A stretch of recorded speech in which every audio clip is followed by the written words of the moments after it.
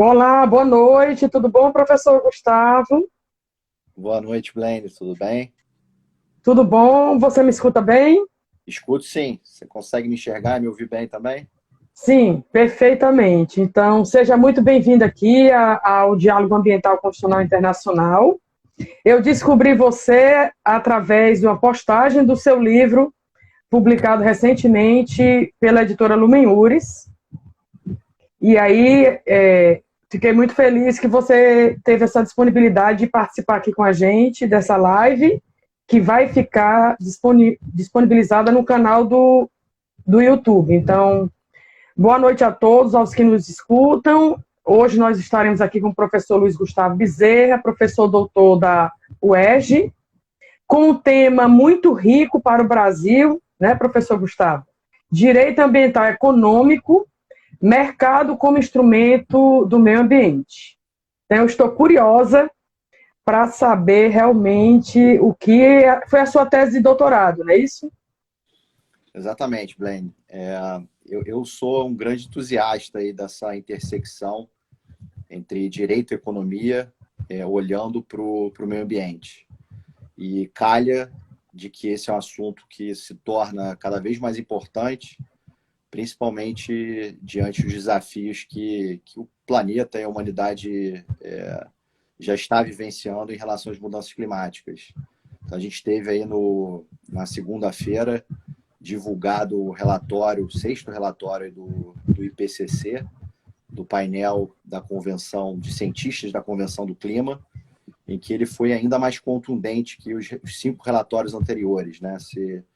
Foi divulgado aí um primeiro pedaço do sexto relatório, ainda tem uma série de outros pedaços para serem divulgados, e o IPCC, um painel de cientistas, ficou ainda mais confortável para afirmar agora, com todas as letras, a palavra que o IPCC usou em inglês foi que unequivocal, então inequívoco, que as ações humanas já estão causando o aquecimento global e que a intensidade desse aquecimento para os próximos 10, 20, 30 anos, ultrapassando inclusive o limite lá do Acordo de Paris de 1,5 graus, é o que se deve esperar. Então, ações imediatas são necessárias e nessa linha o direito ambiental se torna muito importante. E essa intersecção aí do direito da economia com olhar para o meio ambiente, com olhar para as mudanças climáticas, ganha ainda mais importância. Professor, fala um pouquinho para a gente da sua obra, né? A tese que virou uma obra, né? Eu parabenizo, inclusive, a Lumen Uris, que é a editora que nós publicamos as obras do Diálogo, na pessoa do João Luiz. A Lumen Uris vem realmente com uma publicação muito rica ultimamente, nos mais variados temas, não só de meio ambiente, mas constitucional, direito de família, direito empresarial. Então, parabéns aí para o João Luiz. Fala um pouquinho para a gente da construção, o sumário da sua tese, como é que ficou a divisão da sua pesquisa de doutorado? Sim, como você bem pontuou, essa obra é resultado da minha tese de doutorado. E o meu doutorado foi realizado na UERJ, num programa interdisciplinar que junta as faculdades de Direito, de Biologia, Economia, uma série de faculdades da UERJ, num programa interdisciplinar que busca teses que estão nessa fronteira, na fronteira entre humanidades, ciências, com o objetivo de encontrar ou de encaminhar, trazer reflexões para importantes soluções. Então, no início da tese, eu busquei trazer um pouco dessa contextualização da importância da interdisciplinariedade, desfazendo também um pouco de uma impressão que muitos têm, um senso praticamente comum de que economia e meio ambiente são quase que incompatíveis. Alguns têm esse pensamento de que você não pode dar valor aos serviços prestados pela polinização das abelhas, mas é justamente aí que você vai valorizar esses serviços da natureza.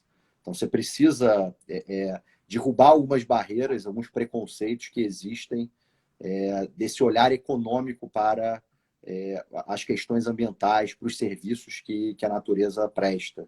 Então, nesse capítulo inicial de introdução, olhando até menos para o direito e mais para as questões econômicas do meio ambiente, a gente procurou trazer esse contexto e trazer um pouco de desmistificação do papel da economia e da economia ambiental, que é um ramo da economia.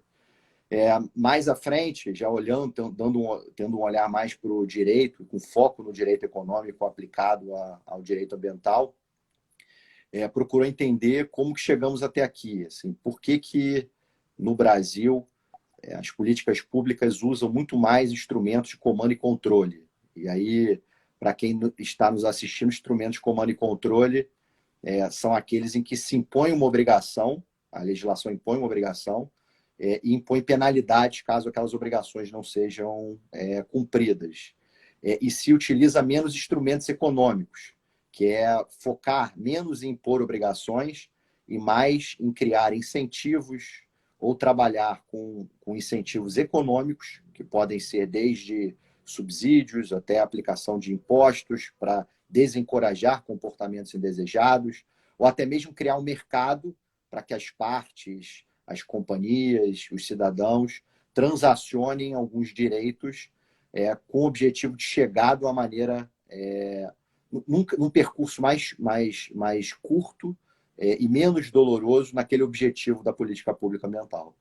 E a gente chegou à conclusão que, dentro da Política Nacional do Meio Ambiente, que é uma lei que completa esse ano 40 anos, só lá no ano de 2006 que esses instrumentos econômicos foram inseridos de uma maneira mais contundente, numa lei de 2006. Então, apesar de lá a OCDE, desde a década de 90 do século passado, já dizer que era importante ter mais instrumentos econômicos e menos comando e controle, fomentava a utilização de instrumentos econômicos. Isso veio também na convenção, na Rio 92, um dos princípios da Rio 92, também objetivando fomentar o uso de instrumentos econômicos. No Brasil, eles não eram adequadamente utilizados. E a explicação, historicamente, vem até daí. O Brasil só acordou para inserir os instrumentos econômicos na política nacional do meio ambiente lá no ano de 2006. E, a partir daí, mais recentemente, também observamos isso na tese e na obra, as novas políticas ambientais, e o que eu estou chamando de novas políticas ambientais? A Política Nacional de Mudança do Clima, de 2009, a Política Nacional de Resíduos Sólidos, de alguns anos depois, o Código Florestal, de 2012, e muito recentemente a Política Nacional de Pagamento por Serviços Ambientais, de janeiro desse ano, acordaram para a importância de utilizar instrumentos econômicos na regulação ambiental. Então, de não só buscar impor obrigação e penalizar, mas também de encontrar um caminho de incentivos, de sinais positivos para conduzir a direção das atividades empresariais e atividades da sociedade e dos cidadãos. Então, tem capítulos específicos sobre instrumentos econômicos em todas essas políticas, novas políticas ambientais. O problema é que, desde a Política Nacional de Mudança Climática, a primeira que traz esse capítulo de instrumentos econômicos, é o da implementação e da regulamentação. Então, para trazer um exemplo, a Política Nacional de Mudança do Clima previa lá o mercado brasileiro de redução de emissões de carbono. Desde 2009 isso está previsto na nossa Política Nacional de Mudança do Clima. Mas esse mercado nunca foi efetivamente operacionalizado e faltou trazer regras específicas para esse mercado. Então, apesar de ter acordado para a importância de instrumentos econômicos, a gente tem um histórico no Brasil de que eles não eram implementados ou regulamentados. E a tese prossegue, Blaine, para também trazer uma reflexão completa sobre instrumentos econômicos, como eles devem ocupar um espaço maior nas políticas públicas ambientais no Brasil. E faz-se isso também propondo uma classificação, porque você talvez pasme em saber que existem pouquíssimas obras dedicadas a instrumentos econômicos dentro do direito ambiental. E obras que coordenem direito ambiental e economia são mais raras ainda.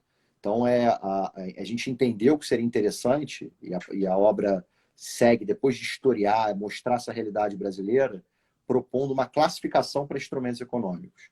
Então, é uma classificação que tem 5 itens, e aí o primeiro item é você usar tarifas e tributos como um instrumento para desencorajar condutas que aquela política pública não quer que permaneçam. Então, talvez criar um imposto de carbono, por exemplo, uma tarifa, um imposto de carbono, para que haja um uso menor, uma emissão menor de carbono na atmosfera. Uma segunda classificação de instrumento econômico, a utilização do mercado, e é aí que a tese depois, na segunda metade dela, ela se concentra com mais ênfase. Então, dentro de uma dessas espécies de instrumento econômico, que é a criação do mercado como um instrumento econômico. Uma terceira classe de incentivos e subsídios, então aquela que busca encorajar cidadãos e empresas a seguirem um caminho. Tem uma quarta classe que trata aí de instrumentos que a gente chama de voluntários informacionais. Então, o simples fato de você usar rotulagem em produtos nos supermercados, que você mostra a origem da carne que está sendo utilizada, que mostra que aquela carne não vem de uma área em que o boi pastou numa área desmatada ilegalmente. Então, esses outros instrumentos de colocar o consumidor à disposição do consumidor informações é uma quarta classe aí de instrumentos econômicos. E, por último, os tais instrumentos de comando e controle, que também têm um papel econômico. A responsabilidade civil por danos ao meio ambiente, então, se existe um dano ao meio ambiente, você busca que ele seja reparado ou indenizado, não deixa de ser também, tem o seu papel econômico, tem o seu papel de desincentivar aquelas condutas, porque fica muito caro reparar, traz repercussões na reputação.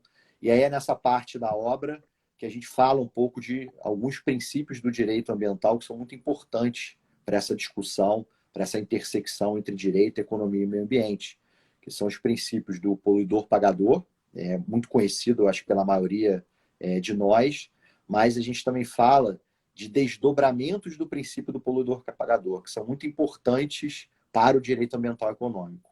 Quais são esses princípios? O princípio do usuário pagador, então, aquele que usa, se coloca um preço em alguns bens, como, por exemplo, cobrar pelo uso da água, para que haja um uso mais racional da água, e um outro desdobramento que é o do provedor-recebedor, na linha dos incentivos. Então, você paga para um sujeito que está prestando um serviço para a sociedade. Então, o que seria um exemplo desse serviço? Um agricultor que tem dentro da sua área uma nascente, ele receber um salário para que ele proteja aquela nascente, receber um pagamento para que ele proteja aquela nascente, já que aquela nascente está permitindo com que a água chegue para uma população, por exemplo, provavelmente a jusante de onde aquela água está se originando. Então, é um serviço que ele presta, e aí dentro do direito ambiental econômico, dentro daquela vertente dos incentivos, você pode buscar realizar um pagamento para esse agricultor. Então, direito ambiental econômico tem todas essas facetas. E aí, na segunda metade da obra, Blaine, a gente se concentra numa das espécies de instrumento econômico, que é o mercado. Então, como que eu posso criar um mercado para que as trocas nesse mercado atinjam um objetivo de política pública? Então, o mercado como instrumento de uma política pública para atingir esse objetivo. E no Brasil a gente não tinha uma experiência de mercado como instrumento de política pública ambiental, até pouco tempo atrás, e aí a tese e a obra olham muito para as experiências internacionais. E aí na década de 90 do século passado, os Estados Unidos já tinham usado o mercado para emissões de enxofre. Então, o problema da chuva ácida que era muito vivenciado nas áreas industriais dos Estados Unidos e do Canadá. Então, como é que funcionava esse mercado lá e a inspiração para os instrumentos de mercado no mundo de hoje, inclusive para os instrumentos de mercado de carbono, que é um assunto que se fala muito hoje. É a lógica do cap and trade. Se impor um limite, um cap, e permitir com que hajam transações de licenças. Então, o que fez lá essa primeira política da chuva ácida norte-americana na década de 90 do século passado, e que foi um grande sucesso. Ela estabelecia um limite para o teor, para as emissões de enxofre de uma determinada indústria numa determinada região, e fazia com que distribuía licenças para emitir aquelas emissões de enxofre na atmosfera entre as empresas. A cada ano, aquele limite era diminuído, era reduzido, e as empresas ficavam pressionadas a reduzir as suas emissões para que elas atingissem aquele objetivo geral da industrial. Só que faziam isso da maneira mais eficiente possível. Se elas entendessem que era mais proveitoso fazer alterações no seu processo fabril, então trocar um filtro de uma indústria, elas assim investiam para ficar dentro daquele limite das licenças que elas tinham. Se elas entendiam que aquele filtro foi trocado há muito pouco tempo, né, tinha um período para ter o seu custo amortizado, e elas preferiam só trocar daqui a 10 anos, e elas não tinham licenças nas suas mãos suficientes para a emissão de SO2, elas comprariam licenças de outras indústrias que conseguiram fazer as suas mudanças e atingir o patamar de emissões que elas tinham. Então, essa lógica do cap and trade, impor o limite, que é o objetivo ambiental daquela política, distribuir licença entre as empresas para que aquele limite seja atingido. Então, você tem uma garantia de que o propósito da política pública vai ser atingido, aquele limite de emissões. Isso vale para o enxofre lá na política americana, isso vale para o carbono nas políticas mais recentes de mercado de carbono, que a gente tem alguns cases de sucesso. E as empresas transacionam aquelas licenças, sempre se tornando, a cada ano ou a cada período, aumentando a ambição de reduzir as emissões de uma maneira que chegue-se numa posição confortável. Então, esse é o mesmo cenário que a gente já vê funcionar para as emissões de carbono, e aí começa a se falar muito no net zero, e chegar numa neutralidade de carbono em 2050, que é crucial para que o planeta consiga atingir a meta do Acordo de Paris de ficar no 1,5 grau de temperatura. Então, a gente conceitua mercados na obra, depois fala um pouco dessas experiências internacionais, olhando para o cap and trade lá do programa de chuva ácida norte-americano, e olha para outros mercados, inclusive de carbono mais recentes. E um mercado que é um grande sucesso de carbono, o mercado sendo utilizado como instrumento de política pública de mudança climática, é um mercado de carbono europeu, que está atingindo todas as suas metas ao menor custo possível para a economia europeia. Então, essa é a beleza da utilização do mercado como instrumento. Então, a gente destrincha um pouco, a gente não vai poder detalhar muito isso nessa nossa conversa de hoje, mas a gente destrincha um pouco essas experiências internacionais e como que a gente deve levar as lições aprendidas com essas experiências internacionais, trazer para o Brasil. A obra segue e mergulha no Brasil. O que a gente tem de experiência com instrumentos de mercado no Brasil?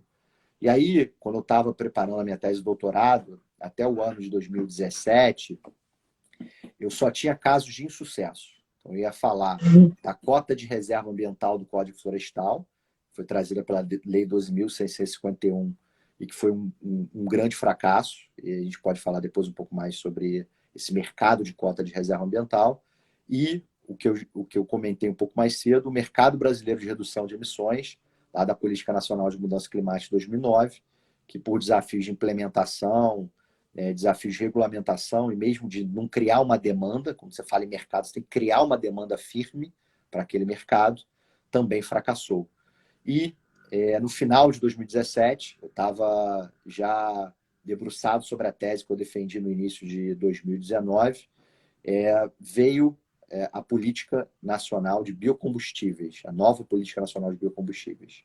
E ela tinha como instrumento central de política pública uma política bem transversal, porque ela trata de meio ambiente, trata de mudanças climáticas e trata de energia, né? Uma Política Nacional de Biocombustíveis é uma política que atravessa vários setores e é muito transversal. Ela tinha como instrumento central um mercado de créditos de descarbonização. ou os conhecidos como CBIOS. E foi um mercado, eu participei da construção dessa norma, inclusive, então tive esse privilégio de escrever a tese, de poder falar também sobre esse mercado de CBIOS, que foi sendo construída com muita habilidade. E hoje, a gente pode falar, eu tinha sinais de que esse mercado de CBIOS ia para uma direção muito interessante. Então, lá na tese de 2019 eu já dizia isso, mas hoje, em 2021, a gente pode afirmar que esse mercado de créditos de descarbonização é um grande sucesso. O primeiro ano em que ele funcionou foi no ano passado, ano de 2020. Ele é um mercado que funciona da seguinte forma: ele impõe obrigação às distribuidoras de combustíveis, então as empresas que distribuem combustíveis para os postos, onde a gente abastece nossos automóveis, impõe obrigações de redução de emissões de carbono a essas distribuidoras, e essas distribuidoras vão cumprir as suas obrigações de redução de emissões indo ao mercado e comprando esses créditos de descarbonização. Como que esses créditos de carbonização são gerados? Eles são gerados a partir de usinas de biocombustíveis, então usinas de etanol, usinas de biodiesel, mais modernamente usinas que produzem biometano, que vai ser um combustível que a gente vai usar cada vez mais também, e várias espécies de etanol também, desde o milho até a cana, e etanol de primeira e de segunda geração, combustíveis mais modernos, inclusive. Essas usinas, elas são certificadas por uma certificação independente, que obedece determinados padrões estabelecidos pela Agência Nacional do Petróleo, e esses CBIOS, elas ganham uma nota de eficiência, essas usinas produtoras de biocombustível, e quanto maior for a nota de eficiência, mais CBIOS elas podem gerar. Então, além de vender os biocombustíveis, elas ganham um outro ativo, que é um ativo ambiental, um ativo de carbono, que é esses créditos de descarbonização. Elas, então, as usinas de biocombustíveis, vendem esses créditos de descarbonização para as distribuidoras de combustível, que têm uma obrigação legal de comprar esses créditos para atingir suas metas de descarbonização. Então, é um mercado dentro do setor de combustíveis para transporte, em que se garante uma demanda, porque as empresas distribuidoras de combustíveis são obrigadas a comprar esses CBIOS. O primeiro ano foi um grande sucesso, foram transacionados quase 15 milhões de CBIOS para que as distribuidoras cumprissem suas metas. Do ponto de vista de compliance, as distribuidoras de combustível cumpriram 98% da sua meta no primeiro ano já. Então, desde da maior distribuidora, como a BR Distribuidora, para dar um exemplo aqui, até as distribuidoras menores, são quase 3 centenas de distribuidoras espalhadas pelo país, têm essas metas. Essas metas são proporcionais ao market share das empresas, mas todas elas têm a obrigação de comprar os CBIOS. Então, só não se chegou aos 100% de compliance, que algumas distribuidoras pequenas, um grupo de distribuidoras pequenas, não conseguiu cumprir essa obrigação, e a elas foram impostas multas, inclusive, por não cumprir, pela ANP, por não cumprir essas obrigações de adquirir os CBIOS. Então, a gente está falando, Blaine, de um mercado de 650 milhões de reais no primeiro ano de estreia dele, do ano passado. A média do preço do CBIO ficou em R$43, e se a gente mantiver essa média para o próximo ano, a gente está falando no próximo ano que as distribuidoras têm a obrigação de comprar 25 milhões de CBIOS de um mercado de R$1,5 bilhão de reais. E tem uma projeção já, porque a meta vai aumentando ao longo dos anos, de ser um mercado de mais de 5 bilhões de reais, mantida essa média, a tendência é que o preço do carbono vá subindo ao longo do tempo, que esse mercado seja ainda maior, mas mantido essa média chegar a 5 bilhões de reais. Isso cria uma receita extra para as empresas que produzem biocombustível, então incentiva a indústria de biocombustível, reduz a emissão de carbono, principalmente nas cidades, onde a gente sofre problemas de saúde, inclusive saúde respiratória. No momento de pandemia, essa é uma questão que ganha ainda mais importância. E a política foi muito bem construída, tem módulos econômicos integrados na empresa de política energética, na EPE, em que ele se faz o monitoramento dos resultados entregues por essa política pública. Então, tem métricas lá que vão dizer, tiradas essas toneladas de carbono da atmosfera, quando que se diminui em internações hospitalares, quanto que isso também salva de vidas humanas. Então, é uma política muito bem construída. Esse CBIO, esse crédito de carbonização, tem o potencial de, no futuro, virar uma verdadeira moeda verde. E aí, a obra e a tese, ela, para mostrar que esses instrumentos de mercado eles podem ter um papel de maior protagonismo no direito ambiental econômico, nas políticas públicas, e para que tipo de política pública ele pode servir, a gente traz um cenário comparativo econômico entre o CBIO, a crédito de carbonização, que em 2020 se comprovou como um grande sucesso, mostrou um grande sucesso, e as cotas de reserva ambiental do Código Florestal, que vinham sendo um grande fracasso. E a gente pega um modelo de avaliação de um economista ambiental brasileiro chamado Ronaldo Cerúa da Mota, que é um dos economistas ambientais mais reputados no Brasil, aplica esse modelo de análise, de comparação entre a cota de reserva ambiental do Código Florestal e o CBIO, e chega a notas quantitativas mostrando por que o CBIO tinha potencial de dar certo e por que a CRAS estava dando errado. Isso foi em 2009 na tese, então o CBIO ainda não tinha se provado. Em 2020 a gente teve o experimento com o CBIO funcionando, da prova de que ele funciona. E aí a gente chega à conclusão, na obra, que começa lá no início falando do direito ambiental econômico, tentando trazer classificações, buscando uma reflexão sobre por que a gente precisa de mais, trabalhar melhor os instrumentos econômicos, para depois entrar no mercado como espécie de instrumento econômico, beber na experiência das experiências internacionais, olhar para as experiências brasileiras que eram fracassadas até então, olhando para esse modelo comparativo CRA e CBIO, a gente termina chegando a conclusões de qual deve ser o papel do instrumento de mercado nas políticas públicas ambientais. E a gente chega à conclusão de que ele deve ter um papel de maior protagonismo. Até então o Brasil não tinha utilizado, agora a gente pode dizer que a gente tem uma experiência, que é a experiência do RenovaBio, do CBIO. E a gente tem um potencial de ter experiências ainda mais interessantes para o mercado de carbono brasileiro, que não olhe só para o setor de transporte, mas que olhe para um setor ainda mais abrangente, que olhe para a economia de uma maneira ainda mais abrangente. E a gente tem aí sendo discutido agora no PL, que teve um texto substitutivo super recente, o PL 528 de 2021, que teve um texto substitutivo que acabou de ser apresentado, em que se coloca no Congresso Nacional uma discussão de um sistema de comércio de emissões de âmbito nacional.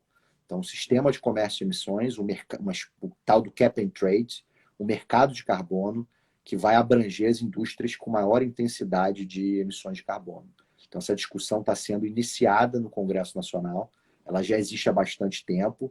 Essa conclusão de que o Brasil precisa de um sistema de comércio de emissões é uma conclusão tirada pelo Banco Mundial, no estudo que ele fez olhando para o Brasil, e agora a gente deve começar com essa discussão de uma maneira, eu acho que muito pertinente. Está começando com essa discussão no nosso Congresso Nacional, com esse texto substitutivo do PL 528. Então, a conclusão geral, então, a obra busca trazer uma reflexão sobre esse direito ambiental econômico e chega à conclusão de que o mercado, inclusive o mercado de carbono, mas o instrumento de mercado deve ter um papel de maior protagonismo. Ele já se provou em outras experiências fora do país e agora também no Brasil, de que ele pode funcionar muito bem para questões relacionadas à poluição atmosférica e a mudanças climáticas. Mas isso não impede que o mercado possa ter outros usos. Já se fala, inclusive, de mercado de certificados de resíduos sólidos, para fomentar a economia circular. Então, outros usos para o instrumento de mercado, de uma maneira ainda mais... Uma das minhas perguntas, professor. Você acredita, professor Gustavo, que lá no texto da Constituição, o artigo 170, quando o legislador traz uma restrição à ordem econômica, que restrição é essa? De observância, né, ao meio ambiente, você, de alguma forma, interpreta dentro da sua hermenêutica ambiental, que o legislador realmente já trouxe a economia circular para o nosso texto constitucional, em substituição à economia linear, que comprovadamente não serve mais, aliás, isso é desde a década de 70, não se sabe por quê, e ainda alguns setores insistem nessa economia linear, quando, na verdade, ela não vai ser possível. Você acha que o legislador constituinte, ele realmente traz o nosso texto constitucional já a economia circular, sem essa terminologia expressa? Certamente, Blaine, acho muito bem colocado. A livre iniciativa econômica, a liberdade econômica lá do artigo 170, ela está temperada pela observância da variável ambiental.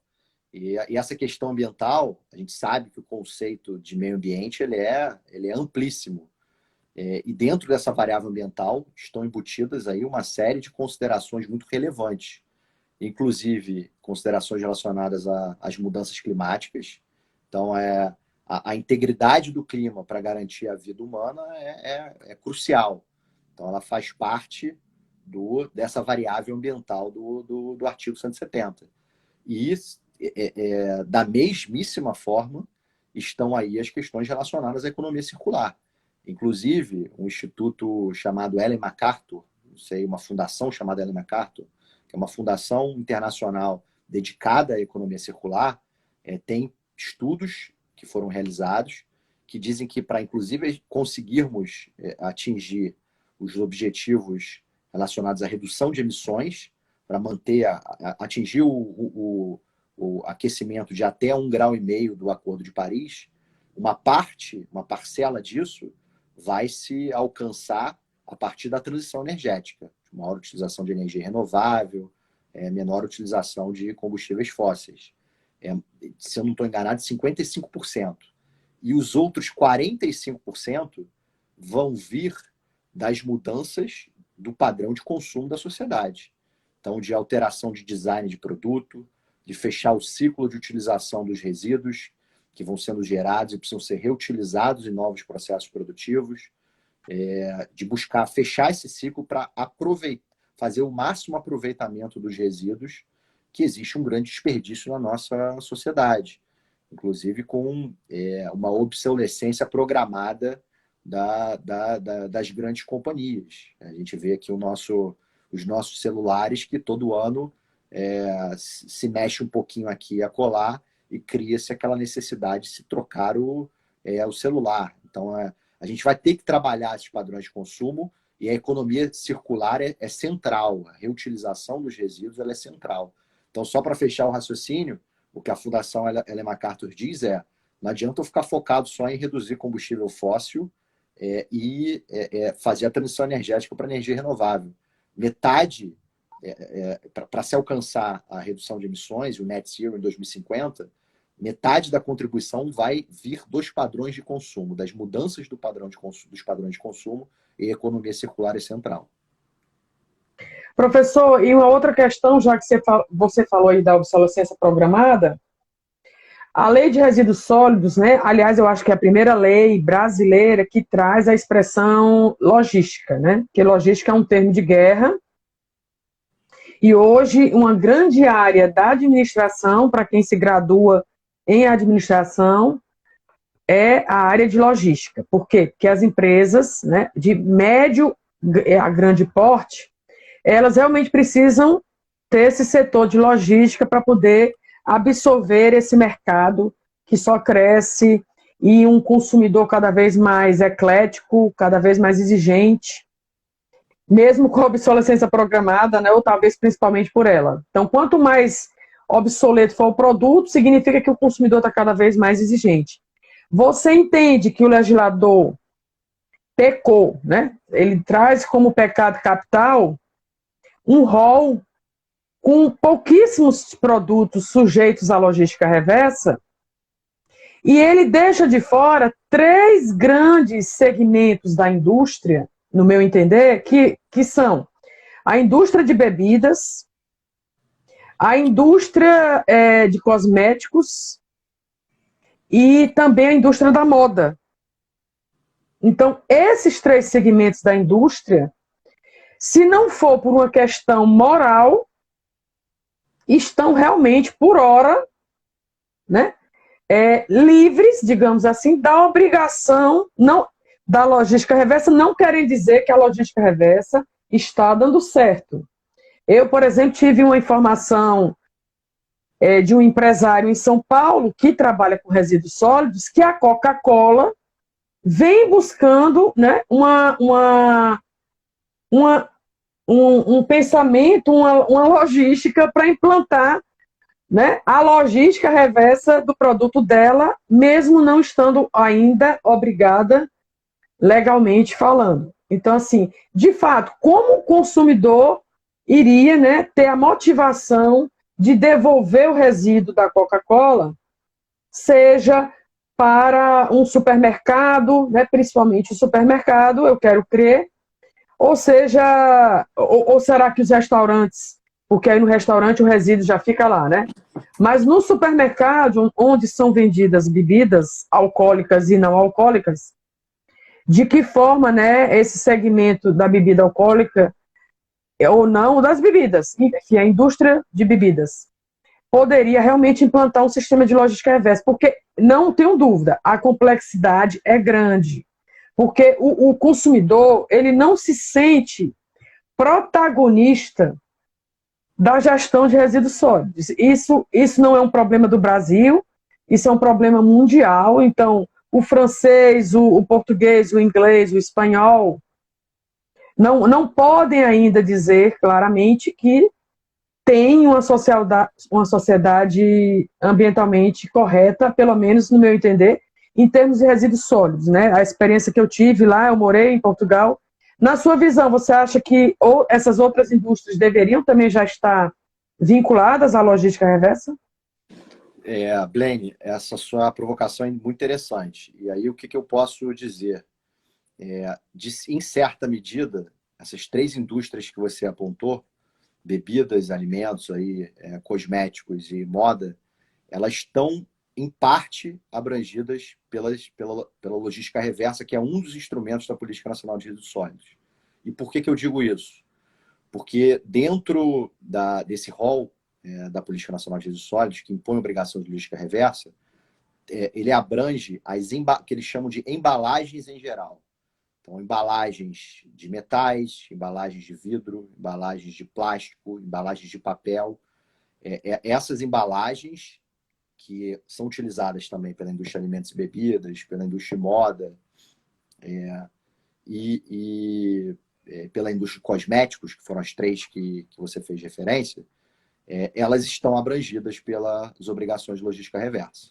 Agora, como você também bem apontou, não quer dizer que a logística reversa como instrumento de política pública exista lá na Política Nacional de Resíduos Sólidos, que ela esteja funcionando da melhor maneira possível. Então, tem uma série de desafios para o efetivo funcionamento dessas cadeias de logística reversa. Então, você tem planos setoriais que funcionaram bem até um ponto, que não funcionam tão bem para outro. Tem umas empresas e algumas associações setoriais mais engajadas, outras menos engajadas. E na realidade do dia a dia, inclusive da advocacia ambiental, além do meu papel aí acadêmico no direito ambiental, eu também sou um advogado que está há 20 anos aí trabalhando com o dia a dia da advocacia ambiental. Surgiram uma série de litígios relacionados ao cumprimento de obrigações de resíduos sólidos de logística reversa, para ser mais específico. Então, tem uma ação civil pública muito conhecida no estado de São Paulo, especificamente para a cadeia de logística reversa de embalagens em geral. Tem uma outra no Rio Grande do Sul e tem um conjunto de mais de 100 ações no estado do Mato Grosso do Sul. Só para falar aqui 3 estados de casos que eu conheço e que eu me envolvi. Então, de fato, você tem razão. O Ministério Público está levando essa discussão do cumprimento das obrigações de logística reversa, que estão lá colocadas na política nacional, para o judiciário, que entende que, com certa razão em alguns casos, com menos razão em outros, porque entende que essas obrigações não estão sendo adequadamente cumpridas. No caso das embalagens em geral, que abrange aí as embalagens da indústria de alimentos e bebidas, cosméticos e até da moda, estava prevista uma segunda fase de implementação que ainda não aconteceu. Então, a segunda fase de implementação não está, estava prevista, não está em operação nos dias de hoje. Então, é um desafio, acho que é um desafio para o Brasil, mas a gente está falando aí de políticas públicas que precisam colocar em marcha, para conectar aqui com o tema da obra, inclusive, esses instrumentos econômicos. A logística reversa não deixa de ser um instrumento econômico. É um instrumento econômico que traz informação, pode entrar em parte na categoria lá das classes que eu trouxe no início, de trazer informações para a população e também de criar incentivos e subsídios para que o retorno desses resíduos voltem para quem produz esses resíduos. Então, tem uma cadeia de responsabilidade compartilhada, que vai desde o consumidor, que precisa se conscientizar disso, até aqueles que fabricam e que vendem os produtos. Né? Professor, e eu passo uma pergunta para os meus alunos, é uma das avaliações, e eles têm que escrever, né? Afinal de contas, quem quer se graduar em Direito já sabe que tem que escrever e falar, né? Exatamente. São duas expertises do profissional de Direito, escrever e falar.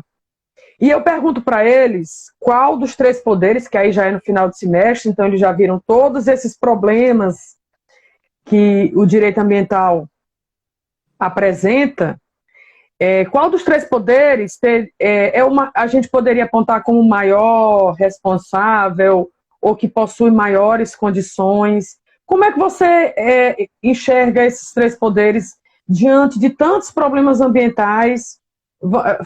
Se a gente for focar só no Brasil, já é suficiente, já é de bom tamanho, embora a questão climática é um problema mundial, mas assim, aqui no Brasil, toda essa crise ambiental que a gente vive, qual dos três poderes você acreditaria que seria o que poderia abrir realmente uma margem de mitigar, né, a gravidade dos problemas? Seria o legislativo, porque nós falamos aqui de várias leis, e obviamente que quase todas elas têm suas imperfeições.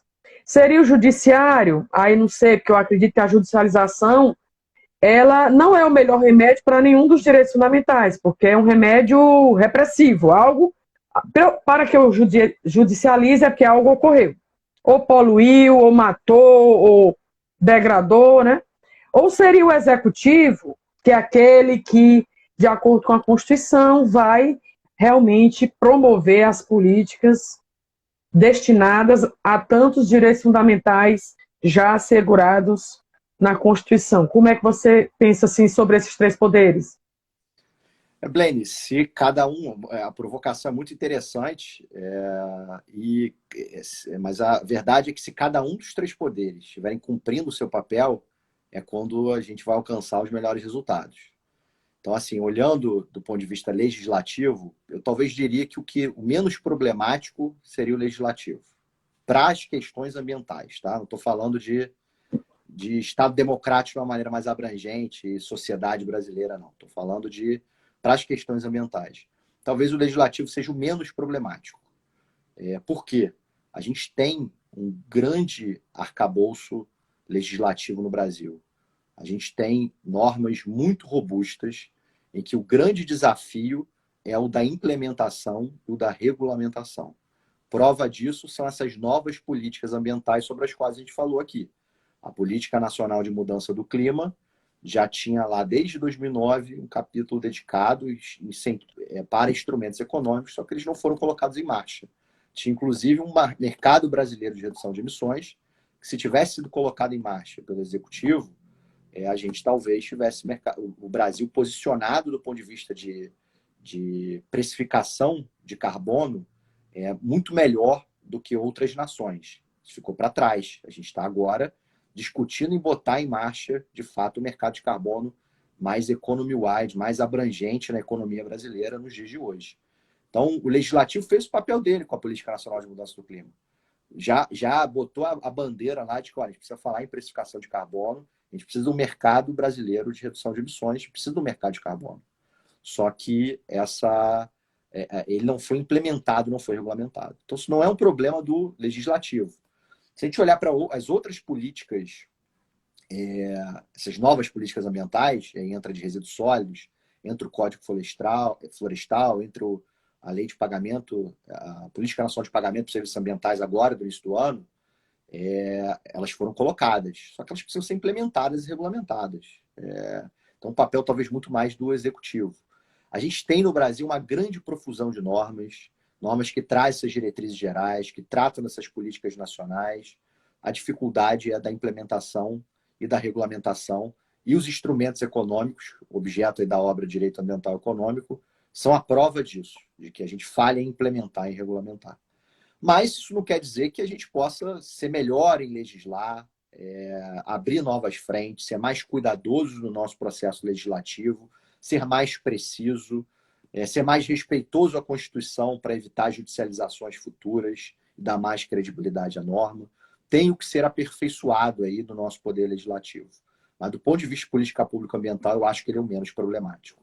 O nosso grande problema está no executivo e, acho que em segunda medida, no judiciário. O nosso executivo, e aí não dá para falar em proteção do meio ambiente, política pública ambiental, apesar de estar falando de instrumento econômico, sem fiscalização. E para fiscalizar, você precisa ter uma infraestrutura de fiscalização. Então, quando a gente fala em instrumentos econômicos, a gente está querendo dizer que o comando e controle tem que ser rasgado e deixado de lado. Não. Ele precisa ser aprimorado, melhorado, ganhar mais infraestrutura.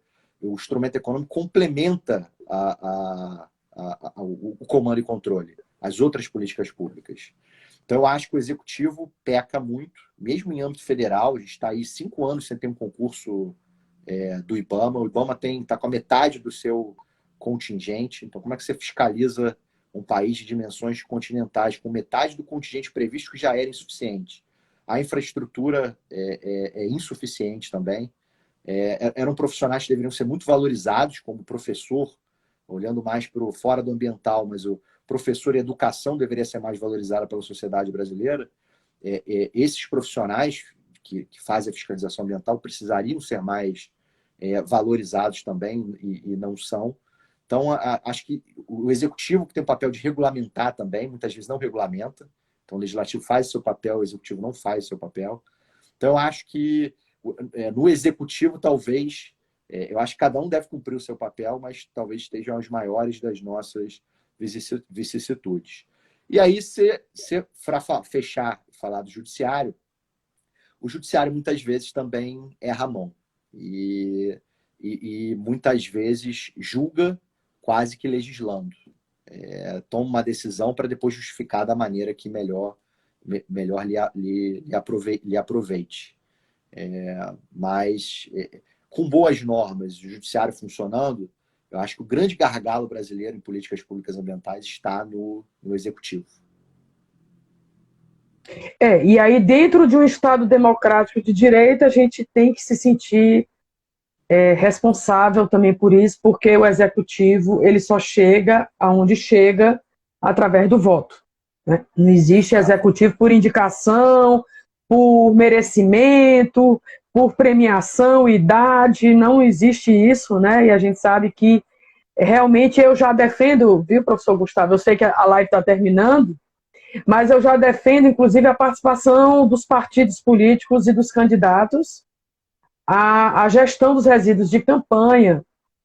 E aí eu acho que realmente o direito eleitoral ele precisa ter um diálogo maior com o direito ambiental dentro desse Estado democrático do direito, para que a gente realmente aprenda a escolher o nosso executivo, seja municipal, seja estadual, seja federal. Né? Realmente a gente precisa desse exercício, e esse exercício passa realmente por políticos que realmente apresentem um plano de gestão ambiental no que lhe cabe, né, dentro das suas competências constitucionais, para que realmente se possa pensar no futuro melhor das futuras gerações, assim, uma Estocolmo, né, onde a judicialização dos direitos fundamentais lá, indevidamente, aplica-se uma multa pelo mau uso do poder judiciário, porque lá eles têm o entendimento de que o direito não é para ser judicializado, o direito é para ser cumprido.